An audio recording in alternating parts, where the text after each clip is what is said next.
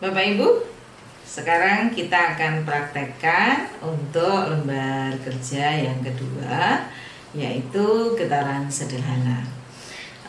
Getaran sederhana ini fungsinya gitu Bapak Ibu untuk menentukan periode dan frekuensi dari suatu getaran di dalam percobaan.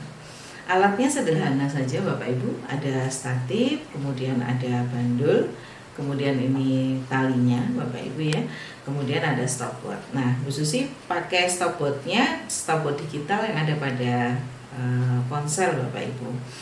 Kemudian Bapak Ibu, untuk panjang tali yang digunakan ini adalah 30 cm. Tadi Bu Susi sudah mengukurnya dengan mistar. Jadi caranya Bapak Ibu pilih bandul gitu ya. Ini yang dipilih Bu Susi adalah bandul dengan masanya adalah 50 gram. Konsep yang harus Bapak Ibu pahami begini Bapak Ibu. Jadi getaran sederhana itu sebelum kita melakukan, pastikan dulu dia berada dalam titik setimbang. Jadi titik diam benda itu adalah yang kita namakan dengan titik setimbang. Kemudian Bapak Ibu di dalam melakukan nanti praktikum, ini Bapak Ibu akan diminta untuk menghitung berapa waktu yang dibutuhkan untuk 5 percobaan Bapak Ibu. Yang pertama adalah untuk 5 getaran. Kemudian yang kedua 10, 15, 20, dan 30. Kemudian Bapak Ibu berpikirnya begini loh, satu getarannya yang seperti apa? Ini yang beda Bapak Ibu. Getaran sederhana itu getaran atau gerakan bolak-balik di sekitar titik setimbang. Ini yang namanya titik setimbang Bapak Ibu. Ketika posisi benda itu dalam posisi diam, ya.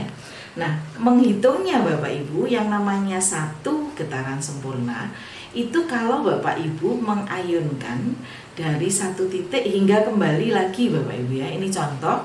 Jadi kalau Bu Susi mengayunkannya dari titik awal di sini, ini Bapak Ibu lepas, ya. Konsepnya titik sudut yang ada di sini tidak boleh lebih dari 15 derajat. Karena kalau lebih itu akan tidak menjadi ayunan tapi puntiran Bapak Ibu. Itu yang tidak kita inginkan, ya. Jadi ini contoh menghitung satunya Bapak Ibu, kita lepas dulu. Begitu dia kembali ke sini kita hitung satu. Gitu ya Bapak Ibu ya. Satu. Nah, jadi menunggu kembalinya baru dihitung satu. Jadi kalau dilepas dari titik ini, dia bergoyang ke arah sana. Nah, kembali ke sini yang baru kita hitung satu. Kita akan lakukan ya percobaan yang pertama untuk mengambil 5 getaran.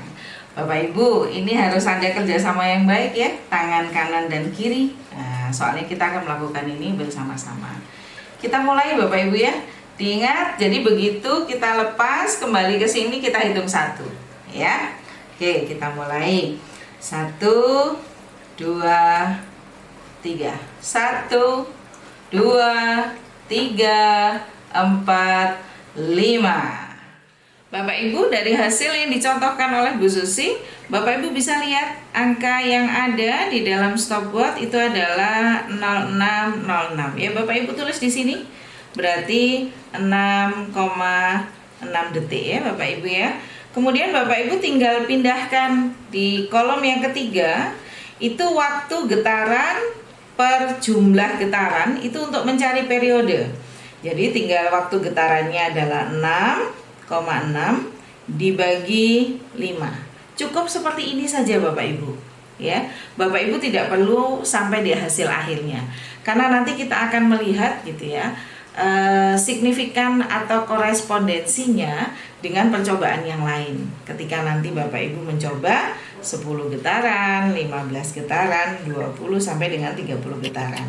Kita lihat untuk di kolom yang terakhir.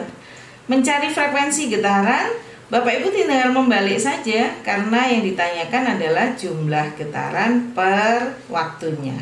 Ya, Bapak Ibu, sehingga dituliskan di sini 5/6,6. Itu ya Bapak Ibu ya. Nah, nanti ini Bapak Ibu lakukan sampai dengan 30 getaran.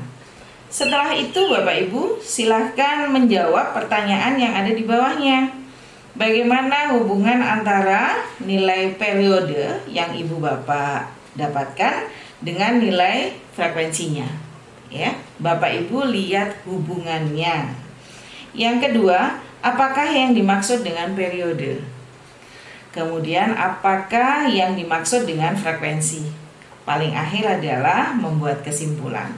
Bapak Ibu bisa melihat dan mencari konsepnya pada buku konsep dasar IPA gitu ya, konsep dasar IPA, atau Bapak Ibu bisa juga membuka pada modul praktikum IPA ya, mengenai konsep periode dan juga konsep frekuensi pada getaran. Itu ya Bapak Ibu, kita akan ketemu lagi.